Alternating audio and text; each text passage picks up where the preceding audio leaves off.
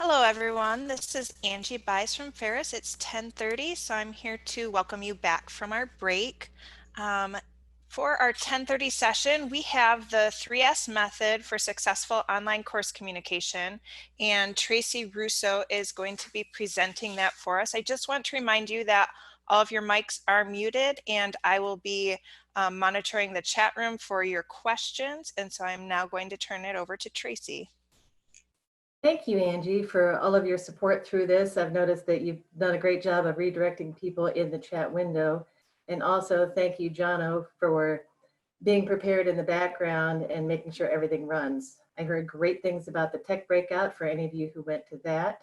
There will also be a tech breakout following this one. So I'm Tracy Russo, and as I said in the welcome, I'm the senior online designer at Ferris State University. I've been doing curriculum and instructional design for about 10 years. And that was following another 10 years where I was doing professional development for educators, both in higher ed all the way down to K-12, for integrating arts assessment and curriculum design in their learning, as well as having been a classroom teacher. So bottom line, I love teaching, I love learning. And even for me, sometimes this is a new way of doing things. So I want to introduce this session, which I think is going to hit a lot of you where many of you need to be. What do you do to communicate with your students? How do you set the stage?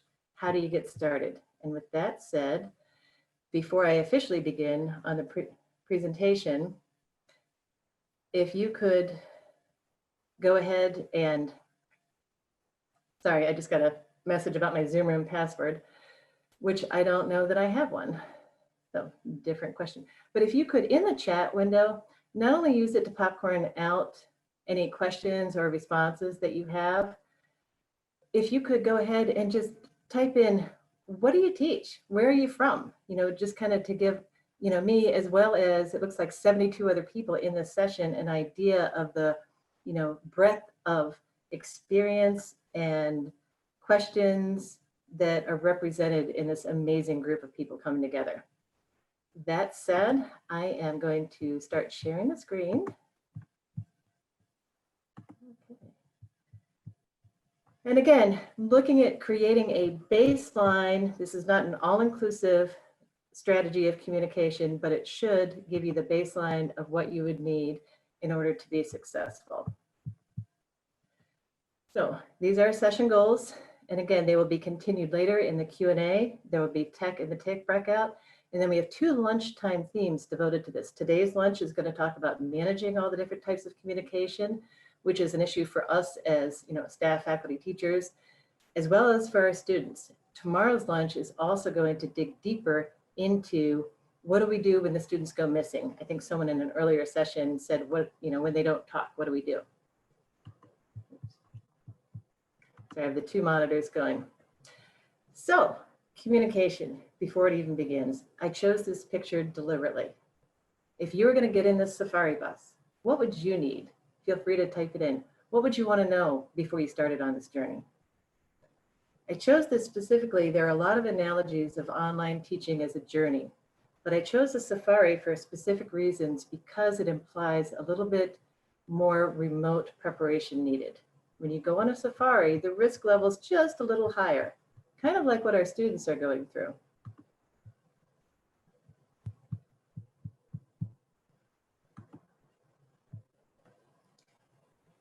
I chose this image as well to emphasize that student-centeredness. This, for many of our students who statistically 1 in 4 experience anxiety. That's a lot. But just in general, with everything going on, the news is filled with our students kind of experiencing this. They don't know what to expect. And for a lot of us, we might not either. So once you leave and start on this trip, for the students, it's a trip to wherever you're going to lead them, hopefully to master your course outcomes, to make their investment come true. There's no going back. So before you even begin, let's anticipate, what questions would you want to know? Usually it's, what do I need? What do I need to bring? How much can I bring? Can I bring more? What if I need help? How do I know if I'm on the right path? All these questions and more are the types of things that online teaching and learning skilled teachers go ahead and share ahead of time. So looking at that giant task, which can seem overwhelming, I boiled it down to these three basic areas. Variations on these three principles will serve you well in any type of communication or online teaching and learning situation. One, keep it simple. No one wants to look through 30 million emails and then within the email have to scroll down and scroll down to find the one sentence that's of meaning. Simple. Keep it segmented. This is something that came up in the earlier discussion on the syllabus, but it also just looks at the types of communication. And again, I'll give examples and detail each one of these. Keep it structured. What is your plan? When do people get to communicate? When I was a kid, my parents got one phone call to their parents, my grandparents, every other Friday. Everyone knew when that call was, and it worked great. People knew what to expect because there was a structure. So keep it simple. Again, you want to keep their mental energy for learning your content. Ways that you can simplify any of the teaching. Thinking in terms of writing for the web. Like it or not, this is how people are communicating with their class. They're using their cell phone and they, again, they read what's on it, what pops up, the notification. So when you're writing, think about prioritizing back to that journalistic style. Make sure they can see it on this because a lot of them, the satellite internet through their phone might also be the only internet that they have that's reliable. This is one of the examples I liked. This is from Alicia Schaub. She's a Ferris faculty who teaches manufacturing students in our Grand Rapids office. And most of her students work at least more than full time, as does she, balances family. This email is a great example. It's simple, but it communicates a lot. And I also want to emphasize simple doesn't mean boring, flat, no personality. She's an enthusiastic instructor, and you can see in her breakdown, she uses exclamation points. And again, maybe everybody doesn't talk that way, but in this setting, it communicates she's glad they're here, she gives them what they need, and she lets them know the next step just in case they have a problem. Simple, effective, and it's very legible if they read it on a small device. Again, thinking in terms of simple structure and some other pieces, that last bit that she's got there, you are done if. Thinking to that line of camels leading out onto that journey. How do you know if you're on the right track? How do you know you're ready to move on? Adding that type of communication, again, it's pre-planned communication, it's not live, so it minimizes your questions, leaves you room for thinking, but it lets students know, are they on the right track? And it lets you know if they're on the right track. Segmented. This is one of the hardest things to create and stick to when you're teaching online courses. You always want to make sure that you use different types of communication or make it clear to the students which of these types of information that you're communicating. Think in terms of those long drawn out emails where they cover about 7 different subjects and they go from one subject to the other subject and you're trying to figure out what are you supposed to respond to, as opposed to the person who has that subject line, you know exactly what to do, it's one paragraph, you can take action. That's the same thing in online communication, and we can do that in a couple of ways. One of the simplest ways is with the Start Here section, setting that tone. It was talked about with the learner-centered syllabus and the, how to present the syllabus. And one of the ways to make sure that it gets read and included is thinking in terms of that Start Here section. So the different types of information here are segmented so that later, when I need to go back, thinking in terms of, maybe it's even midterms, or maybe it's late at night when, work is overwhelmed, family's overwhelmed, the siblings shared, whatever, can you easily label it and find it so the student doesn't have to search? It's easy for us to make it easy for them if we segment for the different types in our Start Here section. In your own course, do you have anything that you might need to include like this that's beyond just the traditional?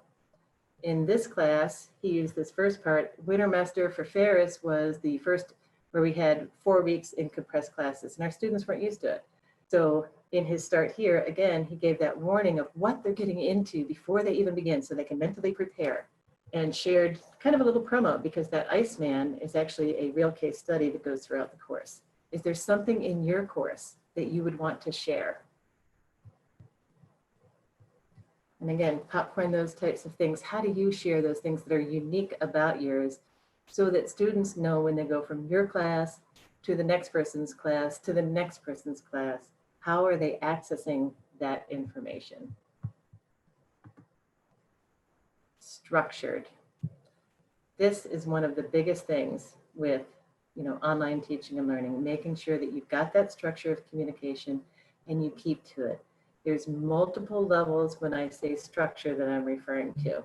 I'm going to share some examples. So one of the types of examples with structure are the different routines. The routines you have for communicating information, discussing course content, getting and giving feedback, and asking for help. All of these are things that if you were in a face-to-face class, they would be very straightforward. Students come in, you give the announcements, they might ask some questions, you talk about the course content, you share what's going on, you get and give feedback. Sorry, I've got like 2 dogs coming in and barking. And so you get and give feedback. A lot of times they might be working at tables, you can give the feedback right there in the minute. And then asking for help when you're face-to-face, very simple. Does anybody have any questions? Thumbs up, thumbs down, raise hand, just observing the looks on their face. All these things are really easy to do. In the online world, we need to make sure that in our courses, we've communicated some different routines for that. What are some ways that you've communicated how to ask for help online? Go ahead and popcorn these out, and then we'll address some of these in the chat later. Is there a way that you found that works to help students feel comfortable asking for help? Because again, they might feel intimidated. You're the expert, they're the newbie. They may or may not be shy. They may or may not feel even confident. And some of our newer students may not even know that they're allowed to ask a question of their faculty member. The announcements is one of the tools that I promote tirelessly. Some of you might be sick of hearing me talk about this, as one of the best tools for that routine communication. Having those announcements, having that schedule, kind of keeping them on task, just checking in, short, sweet, again, keep it simple. You also want to keep it so that it's relevant. You don't want to share, too much extra, but it's also a great routine for sharing a little bit of climate. And when I say climate, I'm talking in terms of, way to go, class. Hey, we're getting there. We're working hard. I see you. I know you're working hard. I've seen everybody, go above and beyond on this last assignment. Oh, I noticed in the previous assignment, a number of people had questions. So using that announcement routine as a way to communicate just kind of those climate, those classroom behind the scenes questions is one of the best tools that you can start with scheduling and keeping that routine. A benefit to announcements is that announcements can be scheduled ahead of time, as well as put in the moment. And I recommend that you stick to a schedule, either mimicking like a Monday, Thursday, beginning, end of the week, or, Monday, Friday, or some of you, might want to do even Monday, Wednesday, Friday, if you've got a lot more interaction or less experienced learners. In the announcements there that I shared, again, she's got that congratulations, you made it. Because from the student perspective, if you're not overtly putting those communication pieces in, they open up the computer, they find work that's hard, different, challenging, and a lot of times all they find is more negative feedback. So making sure to keep that in your online communication. Just a quick recap. Again, keep your communication simple. Don't bury stuff. Edit extra words, short, sweet, to the point. Keep it segmented. Again, don't lump a whole bunch of things together. Make it easy, and it also makes it easier for you as their instructor to figure out where might they have gone wrong if you have things separately segmented. And keep it structured. Let them know what to expect, when to expect it. I did not discuss some of the tools that can be used for any of these beyond mentioning the announcements. There are a wide variety of tools that you can use. And when you're communicating with students, I'm sharing just the image of the Google screen because that's one of the best ones to use if you need or if you want to see or hear the responses. Absolutely go for that higher technology level of the Zoom and do that synchronously. But I always recommend limit that amount because not everybody has the bandwidth or the ability to schedule that. There are a lot of tools out there for video and other items that you can use. And again, there's a tech breakout session where we can discuss more of these, as well as the lunches where we can get in depth on how to even select different tools for different tasks. Keep it simple, keep it segmented, and keep it structured. And hopefully I've stopped the screen sharing so I can look and see what the chat is. Angie, if you have any particular questions that as you've been reading the chat while I've been yammering away that you want to pull out for us to address as a group.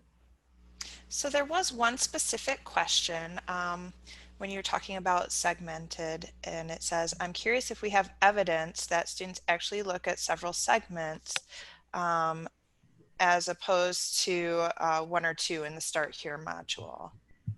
We do, and that's one of the cool things about Canvas Analytics. I'm trying to exit out of the full screen so I did pull up a class. Okay, so I'm going to screen share quickly where to look for some of that. So this is one of our development classes that I'm sharing. And I'm in the instructor view, but it's got some pieces as far as evidence. And so there's some features in Canvas that you can use where they have to complete at least one item in here, or they might have to complete all the items, and you can go into the different Canvas analytics and it will show you whether or not they clicked into that. As far as, if you're looking for research on that, there is a lot of research that talks about the different things that students value in their communication, all of which supports that segmenting. When I create my classes, I also, the hosting the videos, it's come up with, how do you know? You can track the views, things like that. You can also do things like you give extra information in the video that might be used in a question, some things like that. Or you can ask them to comment and make sure that whatever you're asking isn't something they can just go find on Quizlet. But absolutely, as far as you can, track the individual views, and then you can even kind of like guide them through it if you are creating things that they need 100% to have looked at, like your syllabus. And that's where I think in the earlier discussion, things like a syllabus quiz is one of the strategies. Scavenger hunts is another strategy that you can use, things like that to make sure that they've clicked on the different segments. And besides that, it's like face-to-face. You can hand out the syllabus, and when the syllabus is 11 pages long and the policies are down at the bottom, sometimes there's really no way, unless you actually create an activity where they discuss it, for them to share it or for you to know that they did. That's a great question. And then you had one just pop up about where is the audio feedback on Canvas? Will that be discussed in tech? That would be in the tech. And I don't, because I know a lot of people might be from other schools where they've got in Blackboard. Blackboard also has audio feedback as well. There are some pros and cons on using both of it. And one of the tools that I use that bypasses some of those is, I'm putting it in the chat right now, but Vocaroo.com is another free audio recording tool. There are lots of free audio recording tools. With that type of feedback beyond audio, I always recommend screencasting, because when you screencast, whether it's screencasting an example of the work so that you're explaining, you're thinking of what makes an assignment a great assignment, they can see what's important and you can annotate while you're sharing the screen, or giving them feedback so that they know why you do or do not like, whatever it is that they wrote. Oh, but Lisa went ahead and put it straight in the chat. In Moodle, Rebecca asked about Moodle for people who use Moodle. I believe Moodle has the audio feedback and the video feedback as well in some of the tools. It may not have it in all. But again, if you happen to be in an LMS where it doesn't have the audio feedback, you can use Vocaroo. Yes, and Vocaroo is free, by the way.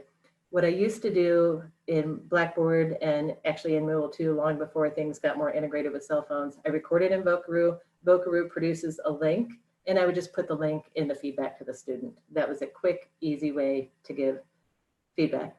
It saves you a lot of time too, thinking in terms of how do you type feedback for papers as opposed to being able to give feedback with your voice. And then the other piece to that is just always remembering your students are adult learners, your students are people, your students are human. So for them, they're learning something new. You might be giving them some negative feedback or constructive feedback, as we often like to call it. Think about how you would want to be the recipient of that feedback. So for some things, absolutely, just a quick text or a yes or a congratulations, 9 out of 10 points, call it good, call it quick, call it done. But for other things, especially if a student maybe needs to redo an assignment, you might want to make sure that you either set up a virtual conference or give them the audio feedback so that you can communicate to them with your voice and possibly with other, body language elements. You care about them. The reason you took the time to give them the feedback is because you value the things that they brought to the class, and making always sure to communicate that. When we only use text-based communication, a lot of times it does not, address that. And again, there are other ways we can talk later in the lunch, particularly about streamlining communication. Great questions. Can I jump in on some Canvas questions I'm seeing? I'm actually looking at the time. Do we need to make sure that we've separated and made sure people can go to the tech breakout? You have till 11, I think. That it was 10:15 to 10:45. Oh, to 11? Okay. No, you have till 11. Okay, well, I can tell you I'm time challenged in the physical world and I'm time challenged in the virtual world, which is, again, cell phones with timers and peers to give you warnings is another great thing to do. Okay. I want to comment on a couple of the Canvas things, and I see one was already answered with how do you give feedback, either video or audio in Canvas, and it is just one of your options on the menu near where you would text. And I want to piggyback on Tracy's too, to make sure that you're also giving the positive feedback. What did they do well? You did this really great. You might need to add this next time you miss this rubric item, or resubmit and fix these things, but at least tell them something they've done well, because they don't know what they've done well and they want to know what things are standing out for them. But there's another question too, as far as the speed grader is under speed grader. If you have a rubric or anything, you can do that as well, but that's where you'd find the mic or the little video icon. That's what I was gonna say. There's a talk to text icon there, so that you can just talk to it and then just obviously double check before you hit enter or send or submit. But a lot of, I've heard other professors, some of our faculty have done a lot of the talk to text so that they don't have to type it all when they're grading 70 papers or whatever the case may be. So just want to add that in. We can show that in the tech breakout if you need, whatever you need. Kind of following up on that, going back to the 3 S's and applying that to an individual piece of feedback. So think about a larger assignment that you've given, say, a research paper. And in that paper, many people in the class made certain mistakes. Perhaps they got a little bit off topic, or maybe some of the sources weren't as high quality as you would like them, things like that. So to make the communication simplest for you and for them, you can, apply those strategies. So first of all, think about what mistakes or what positives applied to everybody. So then use that announcement tool or create just a short 1-minute video. You can just open a Zoom meeting, talk to yourself in the Zoom meeting, and it will give you an MP4. Again, we can show that in any of the tech breakouts, but a 1-minute, hey class, I noticed that all of you did blah, blah, blah. Make sure you start with a positive. I promote the sandwich method, end with a positive as well. But give the feedback that applies to the most people, and give that, so you give that once. And then individually, that allows you to hone in on the different students as far as different strengths or weaknesses, where you can kind of push their thinking, ask them more questions, things like that, that are specific to that student. Again, the way you would handle it in class, typically people hand in, as you're giving back an assignment, you probably would be sharing, the most often missed things, maybe a little bit of reteaching, and then individually you would have written things. So again, segmenting out what applies to the whole group, what applies to certain people allows you to just more directly connect with your students. Other questions about, communicating, whether it's how to segment, how to organize your communication, or which tools work for what, things that you've done?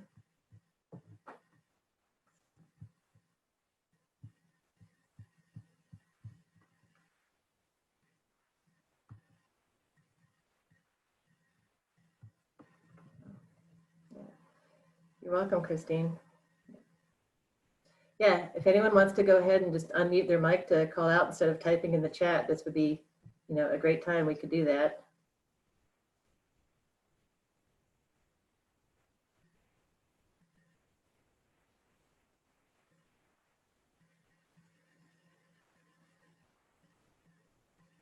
I have a question.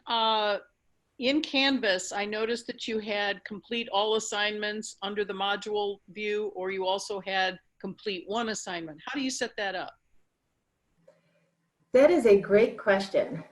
So the nice thing when you go into Canvas, it's in the settings and the different modules. There's a couple different levels that you need to coordinate. So in this, I would highly recommend either going to a tech breakout or setting up a meeting with one of the instructional technologists, because there are different levels of taking control. Moodle does this as well, and so does Blackboard.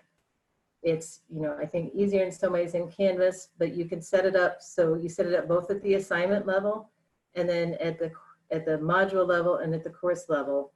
And again, it's kind of one of those, it sounds more complicated than it can be to set it up.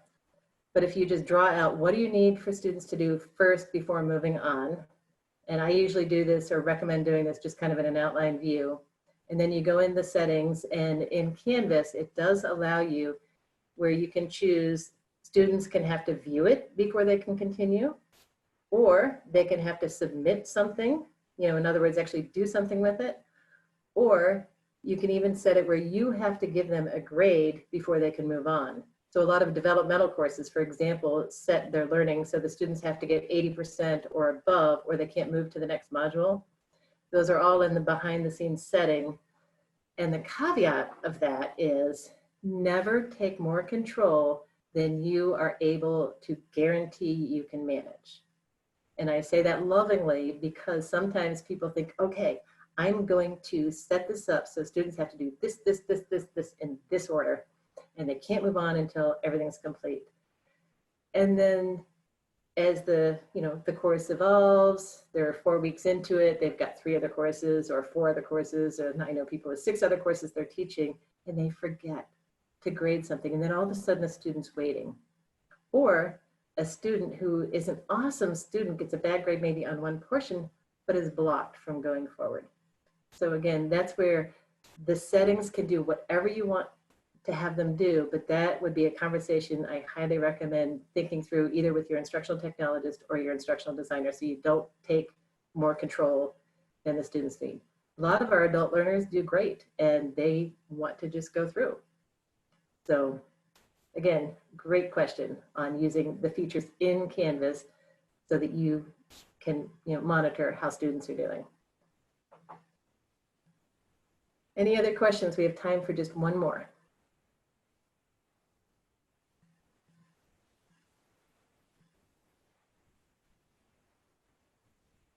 Oh, okay. So one of the questions, where do I copy the link provided in the session presentation?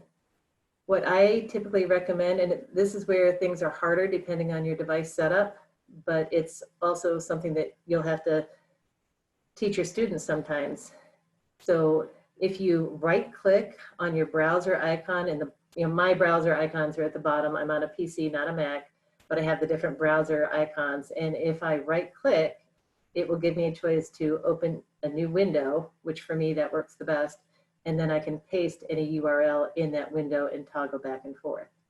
Another strategy that I often share with the students as well as faculty, when they are taking your course, the Canvas app is fabulous. There's a student app and a teacher app. And so if you can structure it so that they can use their cell phone, for example, to view any of the teaching videos, to access the course and the information, while they're working on their laptop, it gives them two screens because most of them don't have the ability to have a double screen. So great question. Yep, I see someone added, it works on a Mac the same way. Absolutely. Yeah, the Canvas app, honestly, I recommend it. For any of you teaching in Blackboard, I do not recommend it beyond all costs. I apologize, kind of, not really, about Blackboard. But in our years of Blackboard administration, the number of problems and discrepancies in between the app and the online version far outweighs any benefits by using it with an app. I encourage students, if they need to go on it, to access it, if needed, just through their own web browser on their device, but not to use the app. There are too many horror stories. One time I had a tech call three different ways. People had found different dates. Everybody was right, except at the same time, the student failed the particular assignment. The instructor didn't realize it because it was the Okay. back end of Blackboard. Awesome, we're done. Tracy, we are going to go ahead and move on. So you will get a chance to talk more in the question and answer breakout with Jeremy Bond.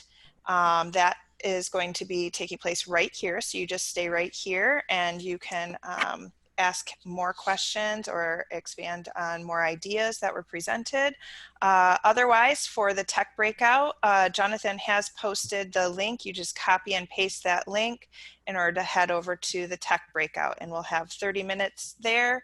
And then we will continue on from there. So we don't have any questions that were remaining from the initial conversation in the chat. So if anyone has new questions or if anyone has a conversation starter and you want to go ahead and unmute your mic and just ask that for Jeremy, with Jeremy Bond is with CMU, and so maybe he can give himself a quick introduction and just get us started that way. Well, I'm happy to do that, Angie. Thank you very much. And Tracy and team, thank you for putting on this series of opportunities. I'm really encouraged to see such an amazing turnout. I multitasked this morning. I was listening in, but couldn't. Turns out I'm no better at listening to three things at once than I am at one thing. But it really is nice to be here. As Angie mentioned, I'm from Central Michigan University. I've been with CMU for about 22 years, and I'm currently our director for instructional development. So those of you from universities with CETLs or IDLs and so forth, that's part of our operation, in addition to media and distance learning, online course production, curriculum, assessment, faculty development. It's a pretty wide scope of things. I've also enjoyed about a 15-year online teaching career, the community college, undergrad and graduate level, across all sorts of topics. And I've just really enjoyed the energy and the advice up to this point. And if it's left to me to start a conversation, I think the question I would throw out to the group is, what have your students told you about your own communication? And then what changes have you made based on the feedback? And I'll set a concrete example to maybe get this rolling. I've always taken pride in letting my students know who I am and giving them glimpses into my real life in whatever venue I'm teaching. So what I might sometimes do is snap a quick shot of my sons with their faces buried in their tablets early on a Sunday morning while I'm grading. And when I post an announcement indicating that, grading is caught up, I'll drop that photo into it. And students, for the most part, liked it. I really thought they loved it, in fact. And then I had a friend who signed up for a course I was teaching, and he gave me more feedback, maybe more candid feedback than I'd typically gotten from students. And he said, your boys are cute. Those are great. I love that you're giving your students this glimpse into who you really are. But put that at the end, just in case I'm too busy that day to deal with that. And all I really need to know is that you've graded my paper. And so it gave me some food for thought, and I started more deliberate. And frankly, following the advice more closely that Tracy offered in the session, the idea of segmenting and sequencing things in a logical, digestible way. So that's one example from me.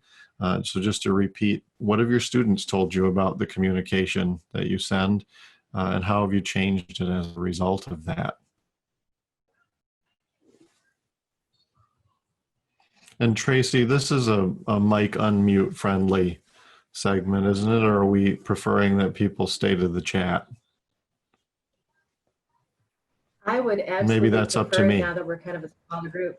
Yeah, it's up to you, but I would encourage you to have people just go ahead and unmute their mic.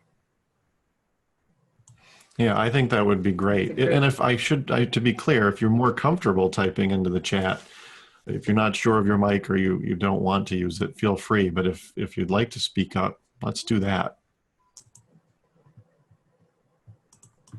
Hi, Lisa Morley here. I actually have found students online have a lot of anxiety about some assignments as if they're almost high stakes testing. And so what I started to do, and I put it in my syllabus and everything, is what I mean is when I'm not doing a key assessment for accreditation or something, I'm taking bigger assignments or projects and breaking them up into smaller and putting them in Google Collaboration within Canvas. And students then are practicing or have the ability to do what I refer to as a redo, going from the concept in education that this is a learning environment. And sometimes just the assignment in the completion of work or lack of a section or missed section of the final project could be detrimental to their grade. And so allowing them that opportunity to redo or practice with each other in assignment or something like that, that's really seems to be helping create that relationship of communication online. Well, I really like that, Lisa. I think keeping the reality of what is at stake in perspective is very important. And it's part of our charge, I think, to make clear to the students, look, this doesn't matter a bunch for your grade. This is something you work on to develop a skill, to demonstrate that you're making progress. And that's why you might take some of those kinds of steps. But I think in the absence of that, we see a lot of learners in all settings who have almost been trained to believe that everything is critically important. They struggle to prioritize. I think the transparency of what you're doing is most appealing to me. Thank you for sharing too. I think it helps to get the ball rolling. I appreciate you. Tom's put into the chat that his students in Foundations of Online Teaching compliment him. That's no big surprise. Tom and I go way back. I'm a fan. Never keep up with the amount of discussions feedback. So the cap of 20 has been helpful. Recognizing the size of a group that can be manageable, maybe an unfair one. It's funny you say that. I love to be the first instructor students work with in any given program where I'm teaching.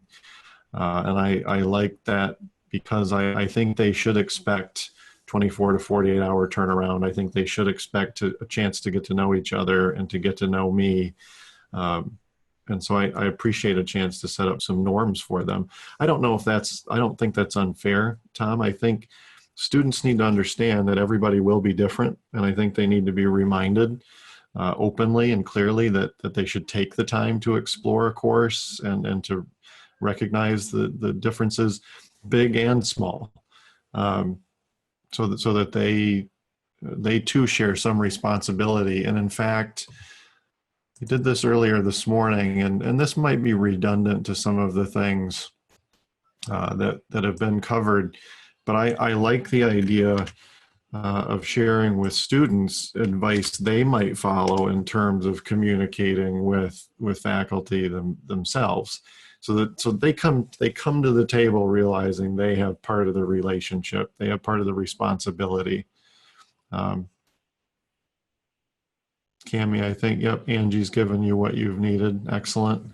Who else? What are we doing with communication that we're finding is working? How have we changed? I can go on. I think I've already proven that a bit. Tom, you unmuted. What's on your mind? I could hear Well, I you, thought and then this would be you interesting vanished if nobody almost else as has got. quickly as you. Am I heard? Go ahead.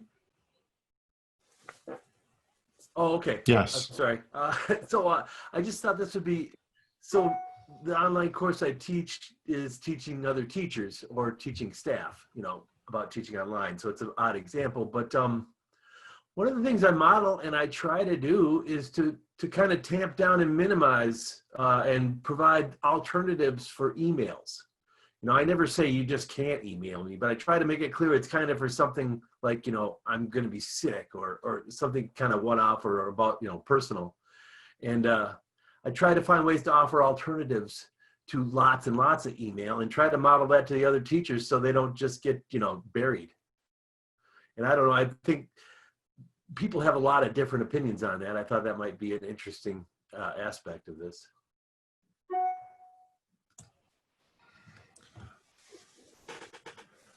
I think I'm doing something similar and some advice that I was giving over and over again during the, let's call it the move to online, the sudden move that we've all been through, was to not lose in its entirety the efficiency of answering one question in front of a room full of people. I think all of us that teach in the classroom have taken a moment to get everybody's attention so that they hopefully hear the answer to something.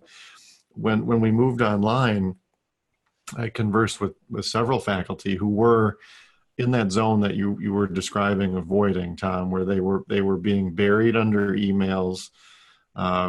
One faculty member in particular in mathematics said that she was spending up to 18 hours a day responding to individual emails. And I think when you're in the thick of things like that, it can be difficult to remember or to first notice that they're probably thematic, that they're probably clustering around certain questions. And then secondly, to maybe exercise a strategy, which is what I hear you suggesting, to manage that better, to avoid it. What I do is pretty simple. I don't answer any individual questions without also posting an answer to those questions for the whole class. And I do two key things that I think are maybe nuanced or not intuitive, but I never fully out the student when I send the general answer to the whole class. I would never say, I got a great question from Lisa Morley. I would say, I've received a great question from one of your classmates. Here it is, and here's the answer. Because it's interesting how in a classroom, I think people tend to be less sensitive about that particular issue, but seeing their own name on something in print later on, there's a greater sensitivity. And I even know of some grievance, some unfounded grievances, but some pseudo FERPA claims around some of those kinds of things that have unfolded. But still capturing that efficiency. If I'm about to answer this question, I'm going to send the answer to the whole group. And it might not be just an email. One feature that a lot of LMSs have is to post an announcement and have it distributed in different ways, as a text announcement or as an email. Capitalizing on those kinds of things helps too. Somebody suggested during Tracy's session that they use Remind. And that was a question I wanted to throw out to the group. Do any of the rest of us, do you let your students text you? Anybody in that camp?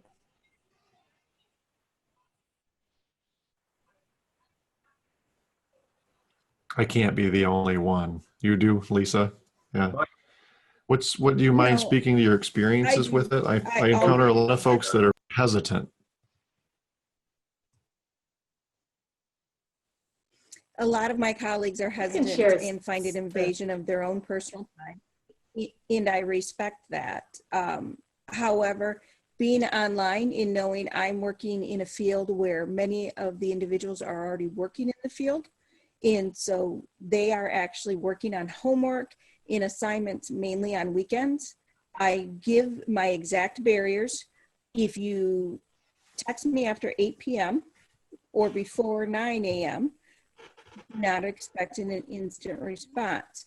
However, if you go during my times 8 a.m. to up to 8 p.m. type situation, I typically respond within 20 minutes to 30 minutes. And I tell them to expect that.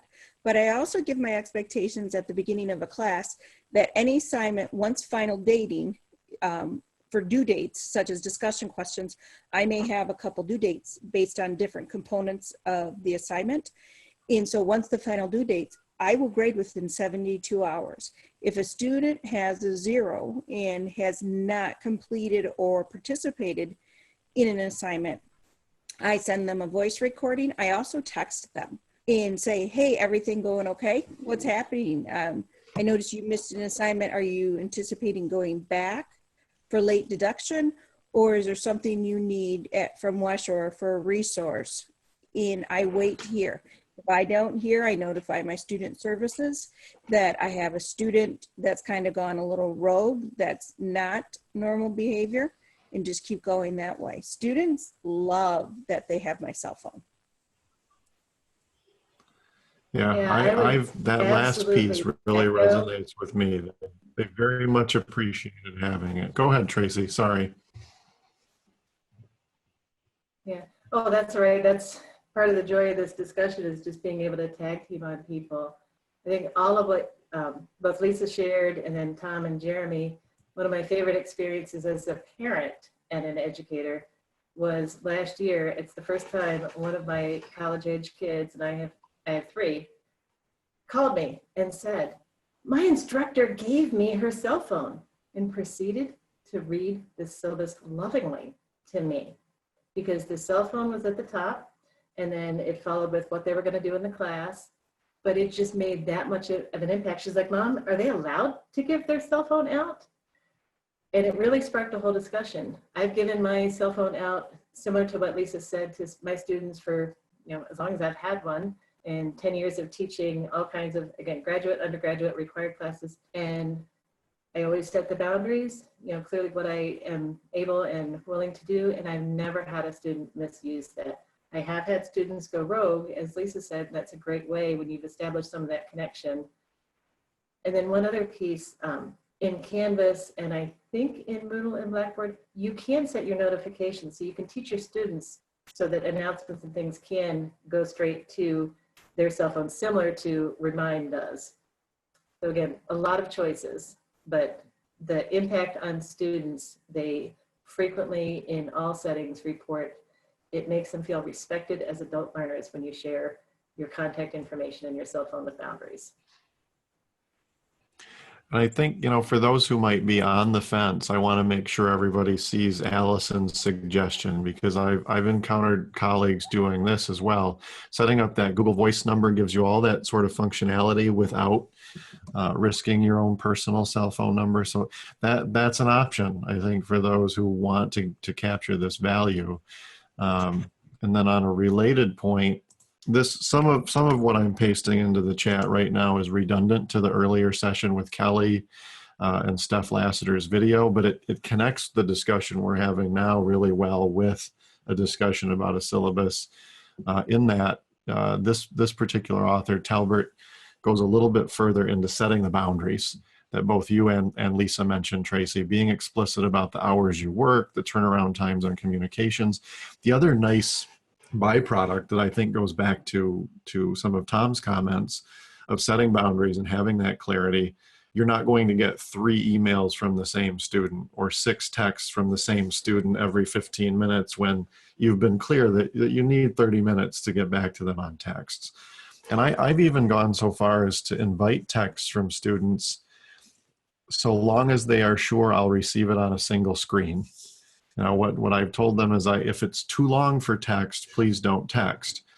And I think this is kind of a segue, but we have, in higher ed, I think we've accepted some mythology around email, especially as it relates to undergrads. And there's research that's only a few years old, which is maybe a lot in the 21st century, but it's only 3-4 years old. That actually concluded, and it was a big study of maybe 90,000 undergrads, and 85% of them said they checked email every day. And the same group indicated that they were very likely to open and read all email from professors. And so I've been told, the students don't read email. If they don't, then they're lying to the researchers about what they actually do with email. So there are options there. But I think showing your flexibility to send and receive text, to send and receive email, to speak to a student on the phone, Lisa, the idea of a voice communication, something like that, I think they do appreciate that. They're being recognized as individuals rather than cogs in a machine at that point, which is valuable. It's a little bit cliche, but we've got a very well accomplished, award-winning geography faculty on campus who came into higher ed out of K-12.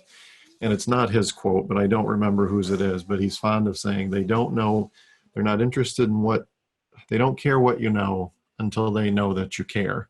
And so some of these little things to do are so simple, and it sends a very important rapport and community building message back to the students.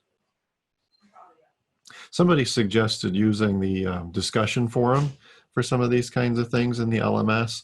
I've had great success with that, but I consider my secret weapon, if you will, subscribing to it so that I get dinged with email anytime something's added, but also letting students know that they can subscribe. Because those top performers in every group of students who are looking for something more to do, gosh, they are helpful on those forums and adding their own kinds of contributions. Oh yeah, I love that suggestion, Tracy, in the chat. It's really more transparency at its core, is being clear and open with students about what's happening. That you might send a quick response as a preface to a later, more carefully thought out response. I think we have 10 more minutes in here. I'm wondering if we've got enough ice broken for others to throw some questions out for the group.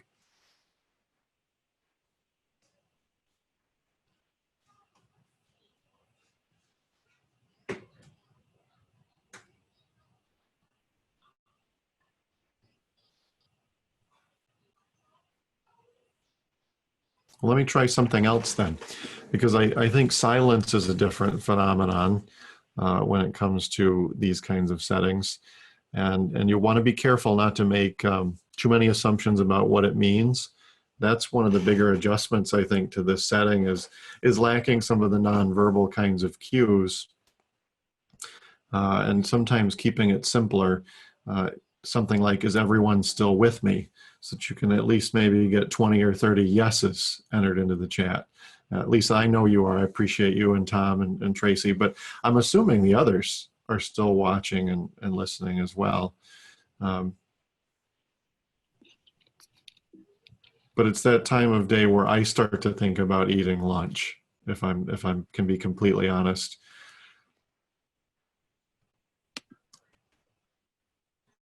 Deborah, go ahead.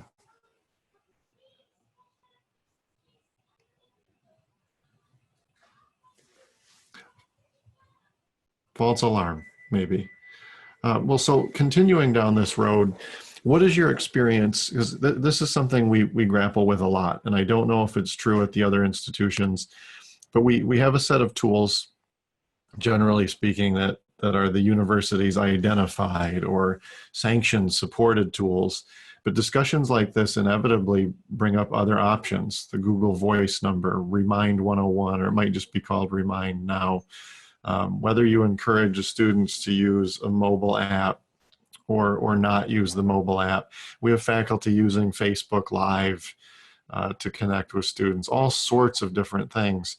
What risks do you think you might take when you do those kinds of things, and how has it worked for you when you know that you've used a strategy underpinned by a technology that maybe isn't in that supported or sanctioned category at your institution?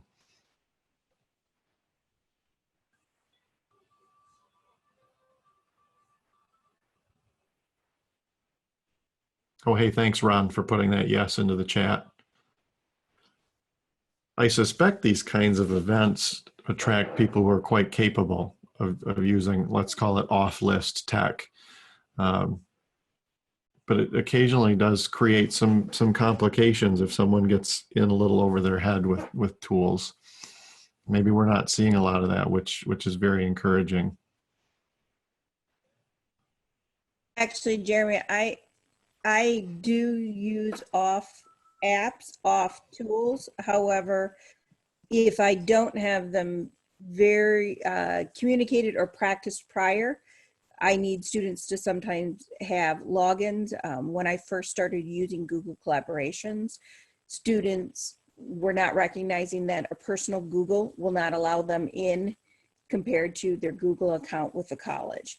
And so my biggest recommendation with off apps or off tools that are not directly linked through your LMS, you will want to make sure you do a practice to show that everyone has the skill and that you reiterate it for several weeks on in case somebody missed an assignment or missed that stepping. They may try to add in 2 to 3 weeks to catch up on assignments and not be able to access and not know why. Fantastic point. Building in a low, no stakes opportunity for them to be oriented, to get familiar. Certainly. I think there's a participant, SK Baker, that you may have had your hand up or just tinkering.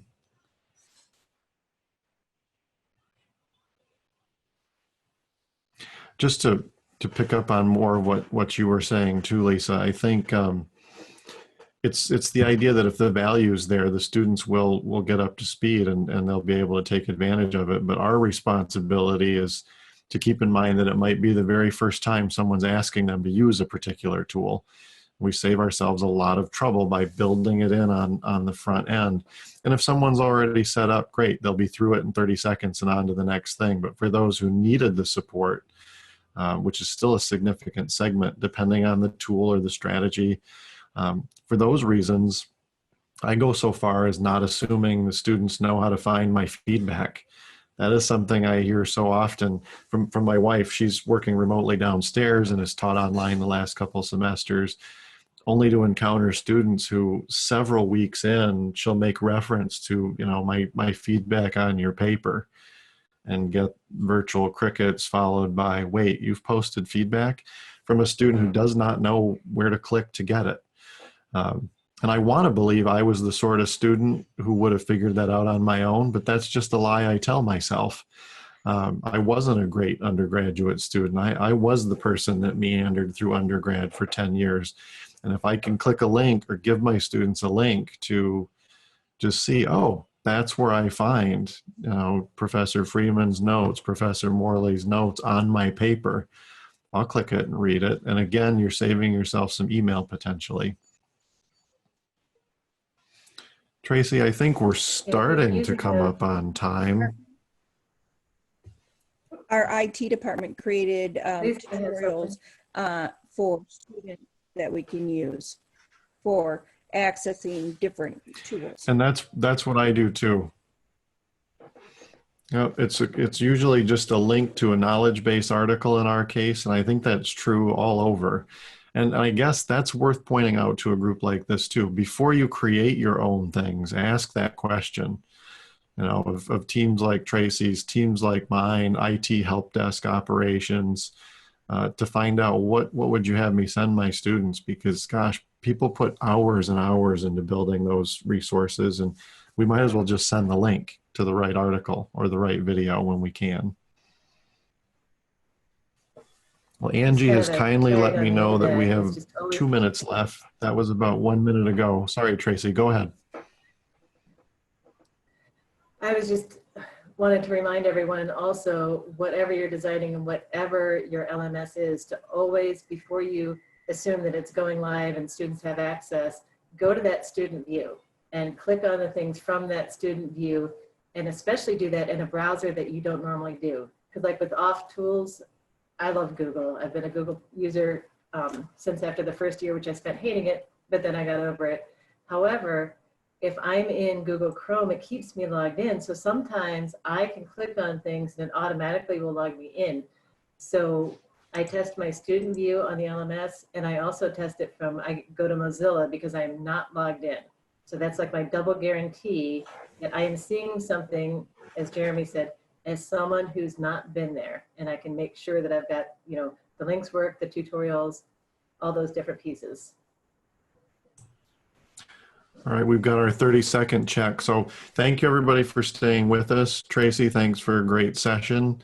And again, to you and the whole group for pulling this together for all of us over the next couple of days. It's really extraordinary. I hope everyone enjoys and finds the rest of today and tomorrow, Wednesday, or excuse me, tomorrow and Thursday, very productive and valuable. Angie, thanks for all the help moderating. Thank you, Jeremy. That was just a great follow-up and a Q&A, and you really probed deeply into some of the heart of that relationship and communication. And thanks everyone, as Jeremy said, for joining in.